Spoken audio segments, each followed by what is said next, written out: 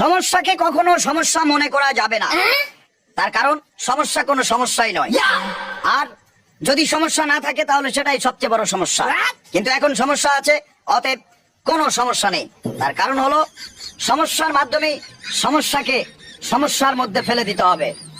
অনেক সমস্যার ভিড়ে একটি সমস্যা হলো নানামুখী সমস্যা। কিন্তু কোন রকম সমস্যায় যদি সমস্যা করতে না পারে তাহলে তো কোনো সমস্যাই নেই। আবার যদি সমস্যা এসে সমস্যাকে আবার সমস্যা করে দেয় তাহলে এটা আরো একটি সমস্যা। সমস্যা নিয়ে কোন রকম কোন সমস্যা মনে করবেন না।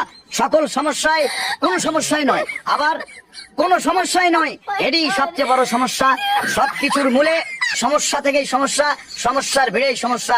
সমস্যাকে সমস্যার মাধ্যমে সমস্যাকেই সমস্যা করে দিতে হবে। অতএব কোন রকম কোন সমস্যা নিয়ে আর কোন সমস্যা নেই। সকল সমস্যা অলরেডি এখন সমস্যার মধ্যে পড়ে গিয়েছে। আপাতত সমস্যাকে সমস্যা করে দিয়ে আমি নিজেই একটা সমস্যা হয়ে গেছি, আর কোনো সমস্যা নেই।